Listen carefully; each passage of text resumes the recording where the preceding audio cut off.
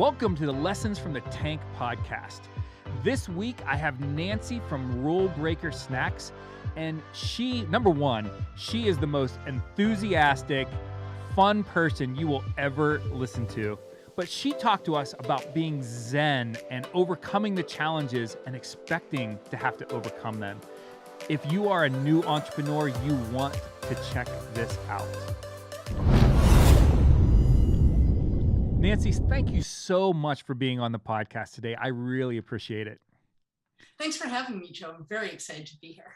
You seem like a person who is always excited. So at least based off of the episode, it just seems like you are full of smiles and energetic. Is that the case, or is this like a facade that you put on for everybody? No, that really is the case. I mean, I must be crazy, but I kind of love what I do. And actually, I think I said it on Shark Tank, my eyes like pop open every morning at 5 a.m. without an alarm. And I just want to get to my desk and get started. Like I said, it must be nuts. Well, what's really interesting is, it seems like I talk to two, and this isn't Shark Tank people, but as I talk to entrepreneurs, there's the entrepreneurs that for whatever reason, they've grown to hate their business. And it's like a monkey that's around their neck, and and it just sits on their shoulders.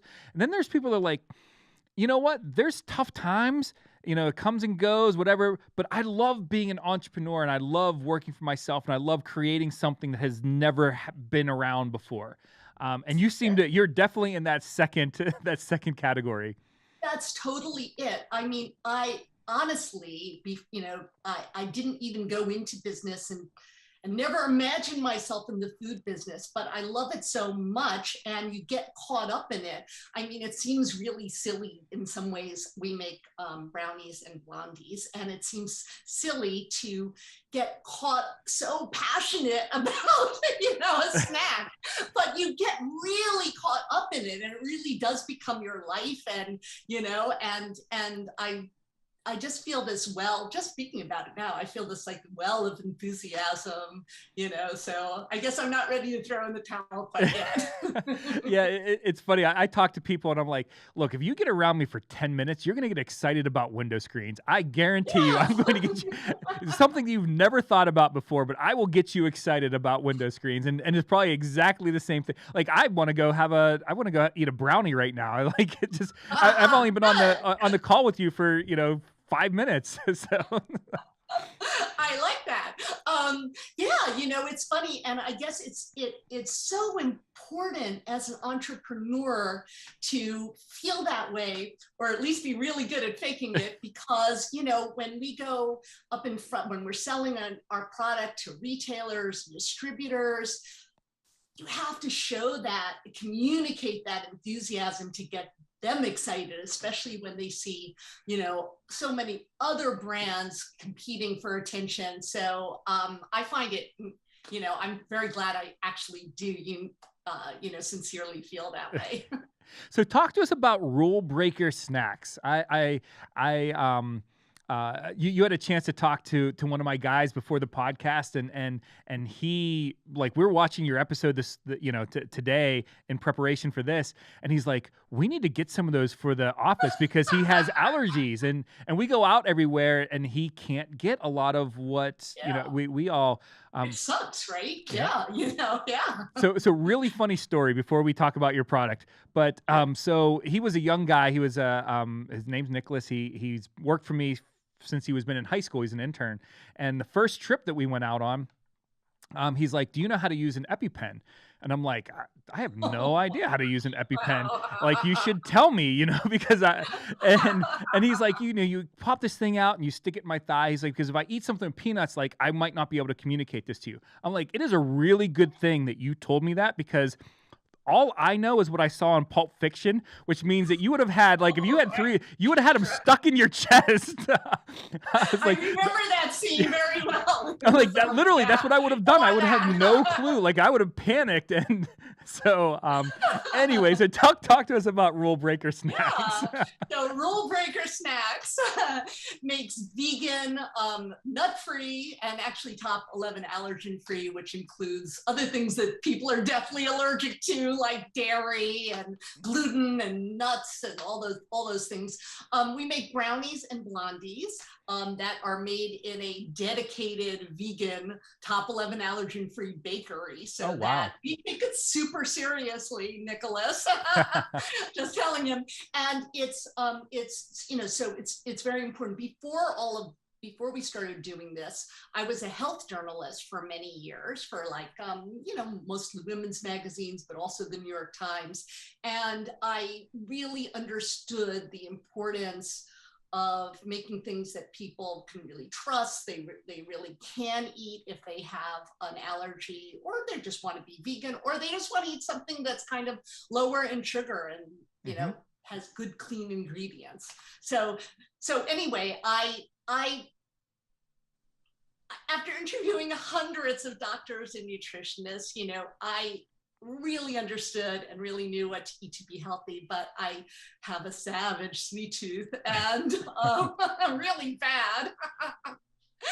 And so I wanted something that really satisfied it, that had all those attributes, and I couldn't find anything. So I just got started and came up with a really chewy, our stuff is all soft baked, delicious brownies and blondies.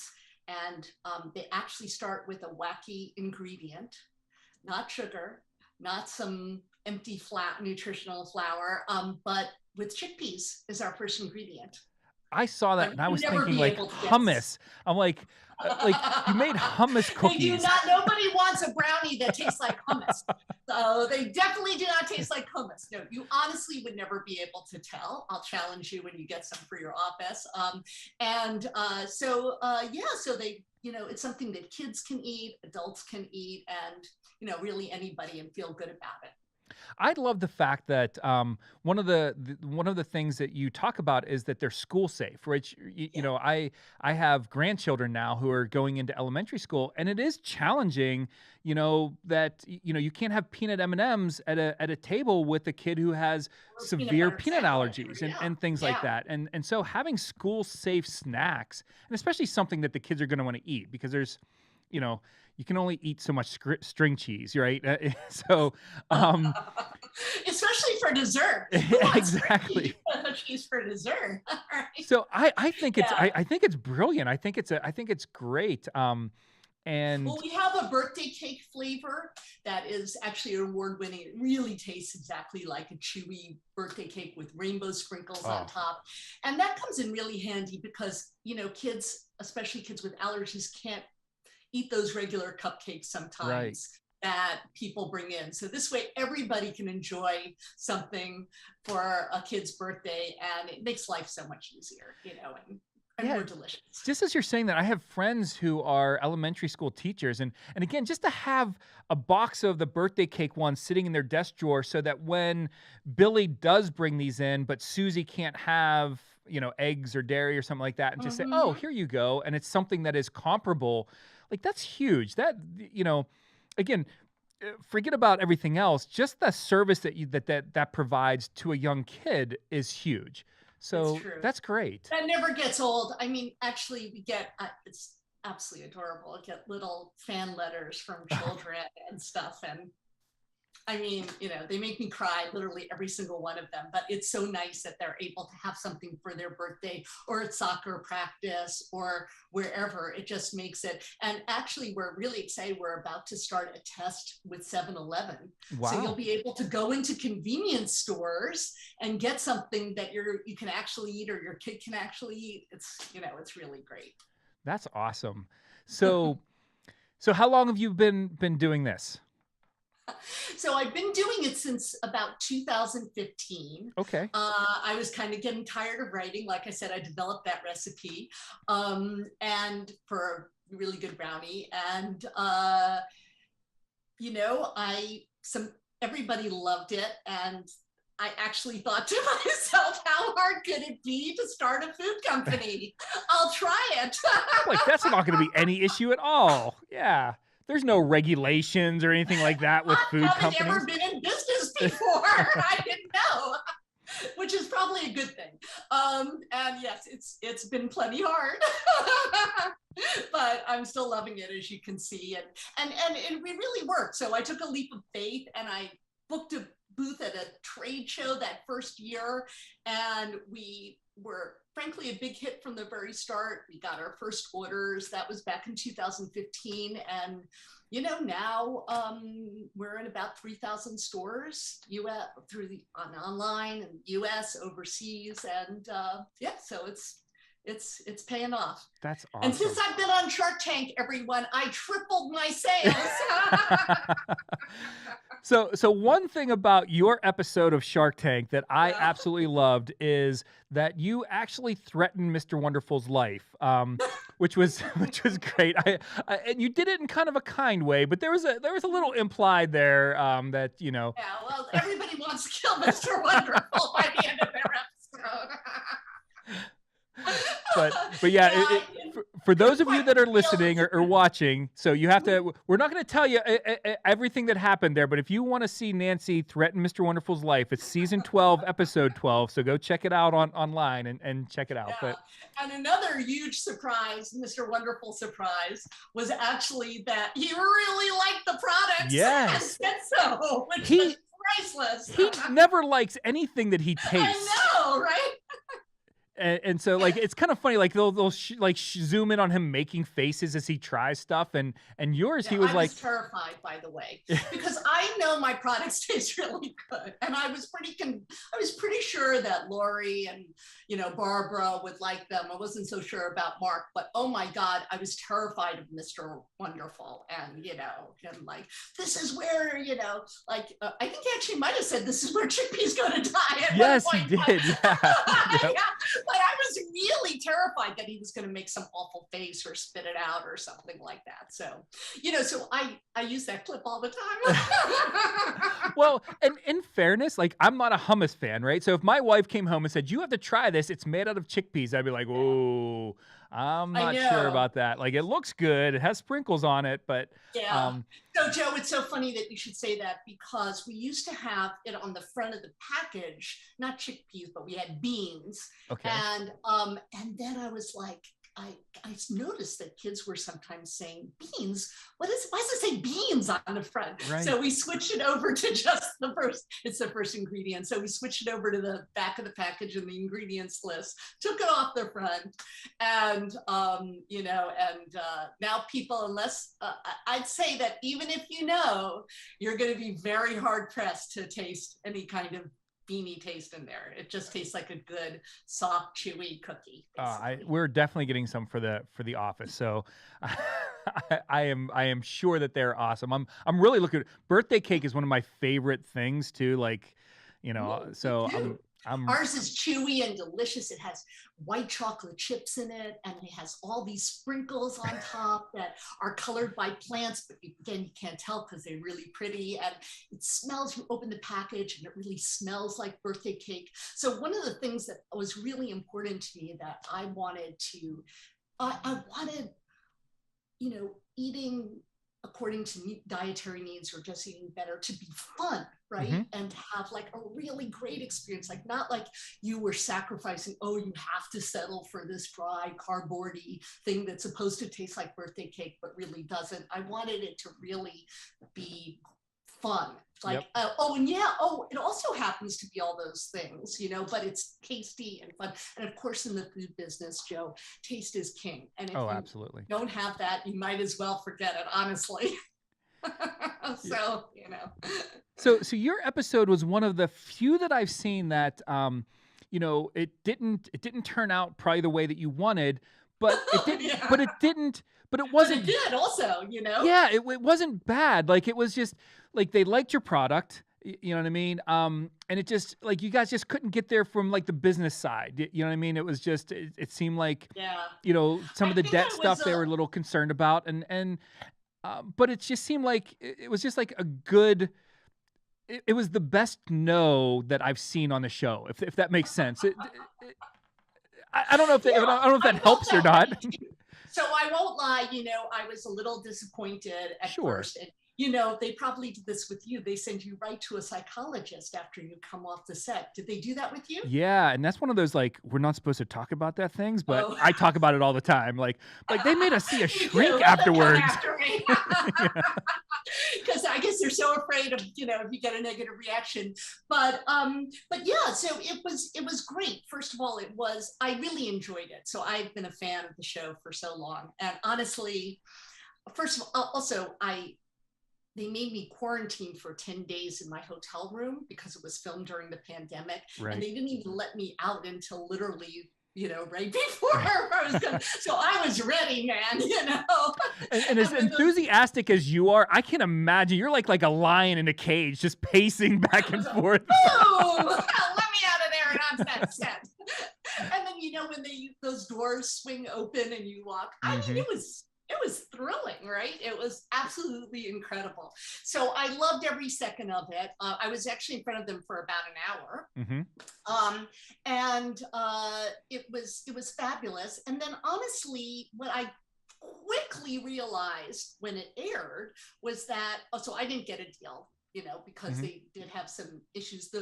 Because of the pandemic, our sales were down. They felt I had put too much money into the company myself. So there was that. But they love the products, and viewers certainly didn't care at all that I didn't get a deal. So it was an incredible bump, Sure. immediately, literally, it was wacky. So a friend of mine who had also been on said, sit there with your laptop as you watch your episode air and go on to Amazon. And just watch it. From the moment I walked out, it's ding, ding, ding, ding, ding, ding, ding. I'm like, this is great. and then that whole week, and then they rerun it a couple of times since, and every time we get this gigantic bump. So, hey, I didn't get a deal. I was disappointed, but it is like the gift that keeps giving. It is a 10-minute commercial. Yeah. And I am so glad I did it. It was really hard, as you know. It was really hard to get on the show, period. So, but it was worth it. Yeah, it is. And like I said, it would, your no, like I said, it was just the best way. Cause it would be one thing if they got on and be like, blah, like they spit the cookies out, right? Right. And that didn't happen. It was just, to your point, it was just some things, business wise that, consumers don't care about. They want a great brownie. They want something that tastes good. So, and you didn't have to give up. And I felt good about it. I felt, the truth is like I said, I was disappointed, but I felt good about my appearance. I felt I had done my best. And then, like it's just been, I have no regrets whatsoever. I'm just thrilled that I did it. It kind of leads us into what we want to talk about today, which is, the challenges of being an entrepreneur and things like that, and some of the lessons that we've learned. And isn't that a great lesson? I mean, just coming out of that, where you're like, I see so many, and I've had a chance to talk to a lot of entrepreneurs, Shark Tank entrepreneurs who are doing this, and some of them just get so, if they didn't get a deal, it's almost like the end of the world. And you have to have that positive spin where you're like, no, like millions of people now have seen your product that never would have seen it in the past. No matter how good you did, no matter how good they portray you, because there's a lot of editing that goes on, there's still exposure with that show that is invaluable. And you have to have that. You have to have that positive outlook to be able to handle that, which is that's a big thing. But it also translates into the day-to-day stuff that we go through as entrepreneurs. Yeah.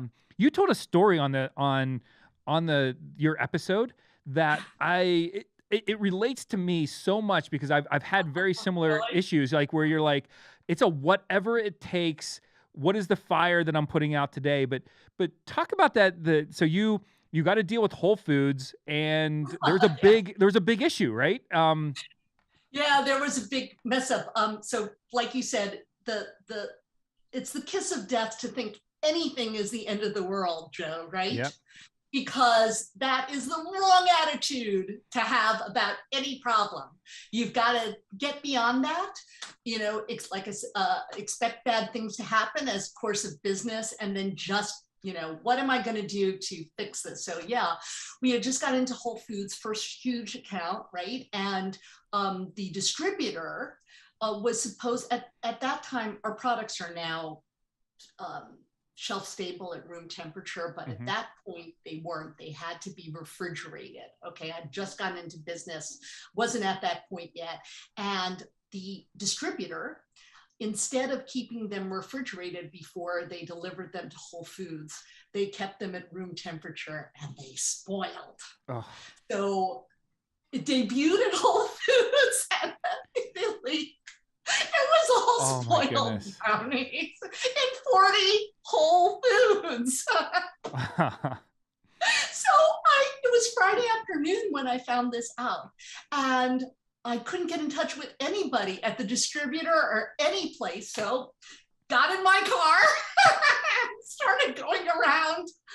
This was the Whole Foods in the New York, New Jersey, Connecticut areas where I live. And I had to go around in my car and literally pull stuff off the shelves and replace it. And weirdly enough, Whole Foods didn't stop me from doing that. You would think they would, but they didn't. And I basically solved, you know, that was the immediate solution. And then of course we got them to code the product correctly. So it was stored correctly from then on in. But yeah, I literally almost fainted, but I didn't. And then I just got into my car, gassed up, and started driving. And truthfully, that is the life of an entrepreneur, not driving around to all those, but I've personally done very similar situations, you know, where it's just like, well, it needs fixed. I guess I'm the person who's fixing that, whatever that is. There you go, right? And I've seen, you know, just again with the entrepreneurs, the people in business that I've talked to, you know, it's almost like the sky is falling when something happens because they're not expecting it. Where, you know, I think your personality and mine, where you're just like, I'm expecting it, so when it comes, I'm not shocked that something bad happened. Like it's part of business. It's just things come up, challenges happen, and you figure out a way around them. That's what being an entrepreneur is. True. I actually was just talking to a budding entrepreneur yesterday, and she was telling me about her plans to go into business. And she had several holes in her plan, which were all fixable. But then she said, but I think it'll all work out. And I'm like, it's not all gonna work out.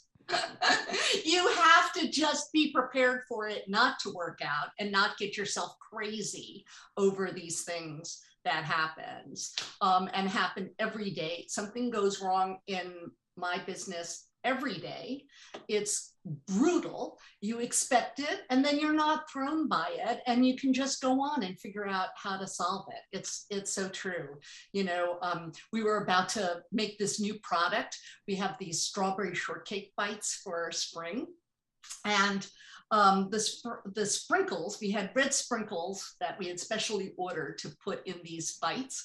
They only had to make a 20-minute journey from the supplier of the sprinkles to our bakery. It was 20 minutes. Instead, they went to Texas for some reason. Oh, and we're like, holy crap, what are we gonna do? We have to make these products. Stores are waiting, right? Oh my God. So we sourced some sprinkles from elsewhere, and you know, it was it. I mean, you just can't let yourself get crazy. Stuff like that's a minor problem. Believe me, stuff like that happens all the time. So, and it's good. It's been very character building for me. Personally, you have to learn to be very zen about, you know, business and not take anything personally. That's another big one, right? Yeah, that's good. No being insulted. I get, you know, ghosted constantly, like especially by email. And you know, I'll send 10 emails, and then that 10th email, they'll finally answer, and they were just busy or whatever, who cares? But you know what? You just have to toughen up and keep going. So it's and actually I was just meeting with an investor the other day who said that his his MO, get this, is that he purposely deletes the first 3 emails from anyone who's emailed him cold, No and to kidding. see if they have the persistence to send that 4th email. That I is thought that was really interesting. that is really interesting, and it's really funny because I have a very young team. You know, I have young people that work for me, and that's just part of our DNA is having young people that are going to sustain our company long term and training them Yeah. up. And I tell people all the time, I'm like don't say I sent an email a week ago and that's the end of the conversation if you haven't heard back. I'm like, that's not what this job is. Like, so you sent an email? Okay, did you follow up with a phone call? Did you email again? Did you you know? And it is key. And I think sometimes we to your point of taking it personal, when somebody doesn't return an email, we do take it personal. Like, I can't believe they're ignoring me. They must hate me. I can't believe, like, what did I do wrong? I like, where to your point, it could be, hey, the person just deletes the first email. They want to see if you're going to come back, or they Yep. got busy, or just like my email list, it's, I get 150 emails in a day and it just never makes it up to the priority to reply back. And so Yeah, that's someone I huge. was talking with the other day said you've got to have radical persistence. Radical Yeah, persistence. That's radical. I like good. that. Right? And to me, that means I don't even actually go down that path of like, why did they not like me? Or I don't even go there literally. I just say, oh, this person hasn't answered me. It's been a week. I'm going to try again.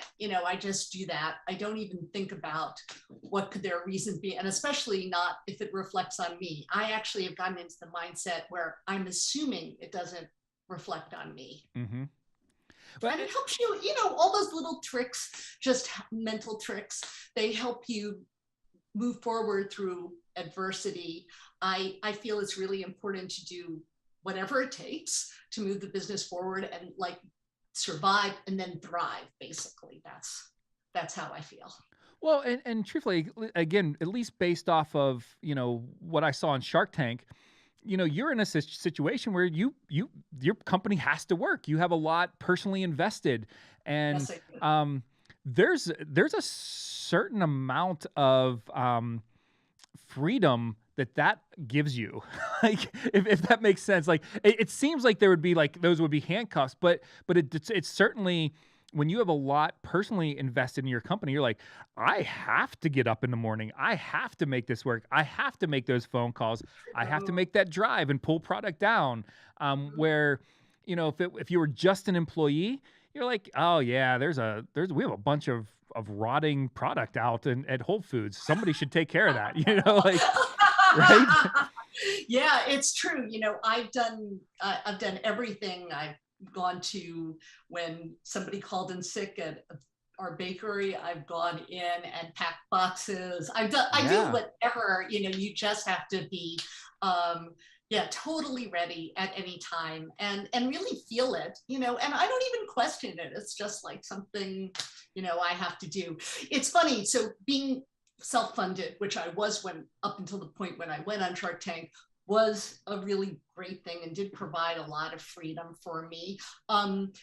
With wanting to grow even more, we did take on, ironically, we got a wonderful big investor, Bimbo Bakeries. They own like Sara Lee, Thomas, Oh wow. Arnold, and they invested in us in January after I'd filmed Shark Tank, but before it had aired. And it was great because it was actually very validating. I won't lie to you, after I came off of Shark Tank, I did question a little bit about, well, maybe I have put in too much money, and maybe, this was because these guys are smart. I mean, they're not just TV stars, they're smart investors. They You are. have to take what they say seriously, and Hmm. it's a good idea. And part of, being that like zen about it is to be able to hear what people are saying to you and not immediately dismiss it because it's not what you want to hear, but be open to, even if it's criticism, to be open to whatever they're saying. But anyway, long story short, the having this big strategic company invest in me a couple of months later made me feel like, yes, it was very validating. And it also gave me some money to grow the company. Yeah, Some more, yeah, which is yeah. Some good. extra capital always helps, right? Well, that's good. That's awesome. Congratulations. That's Thank you. fantastic. How's Yeah, the it's been great. how is it working with a big investor? A lot different than I love it. I was really scared, I'm going to be honest with you, but I actually really love it. They're super helpful. They're another big baked goods company. And so Mhm. they're able to help us in all kinds of ways. They really understand our business. So I won't say I still don't miss having one of the sharks. That would have been very nice, but having them is also really good. And now we're crowdfunding too. We're doing equity crowdfunding, which I love. It's on Republic, and I love it because it's a combination of fundraising and also marketing, because you get the word out to so many, new people who basically become brand ambassadors when they own a little bit of you as well. That's awesome. So what is I guess tell us where we can buy your product. Sounds like 7-Eleven. You're doing some testing with Yeah, we 7-Eleven and launch in, we're doing 100 store tests with 7-Eleven starting in April 4th, I think, in the Oklahoma City area. So if you're in Oklahoma City, go buy us. And it's actually really important if you want to go into some place like 7-Eleven and see if you have an allergy or you're vegan or you want to eat something that's a bit healthier, you got to support brands like ours, right? Not just Rule Breaker snacks, but other brands as well. That's very important. Yeah, we're available in Kroger, Wegmans, Giants, Stop and Shop, Jewel, Schnucks, Fry's, Smith's, like 3,000 stores across the United States. We are now shelf stable, so no more refrigeration, thank God. And so that opened the door to lots of supermarkets. So we're actually, because we're pretty well priced, so we're actually successful at mainstream supermarkets, and of course health food stores and Amazon and rulebreakersnacks.com. and if people want to invest a little bit with you, pretty much go on Look Rule up Breaker Rule Breaker Snacks at republic.com. You'll find our campaign page. You can learn more about us. There's a cool video, a lot of fun actually. And for $150, starting at $150, you can own a little piece of us and also get some really good free goodies to boot. That's amazing. So if you want to own a piece of a Shark Tank company, this is how you do it. That's how you do it. Yep. Exactly. Get in where the rest of the sharks, bowed out for some silly reason. So yeah, exactly. I mean, they made a big mistake. They did make a big mistake. Well, that's awesome. So I really appreciate you taking some time to talk with me today, and I am sure that all the listeners got some great lessons. I mean, stay zen, don't take it personal, but do whatever it takes to be successful. It's true. One foot in front of the other, each little problem, get it out of the way, and it all adds up to success. Absolutely. So, well, thank you so much for being on the podcast. I really appreciate it. And good luck. I would love being here. I loved it. I'm disappointed that it's over. We will have to do another one here in the future. You're so much fun to talk to. I feel like we could just not even talk about business stuff. We could just chit chat and people would want to listen. So. Anytime, really. Well, thanks again and good luck with everything. Thank you so much for tuning in to another episode of Lessons from the Tank. If you got value from today's podcast, we encourage you to subscribe to the podcast so you're notified when a new episode is posted. If you'd like to support our podcast, we encourage you to review it and share it with a friend. Thank you, and we'll see you on the next episode.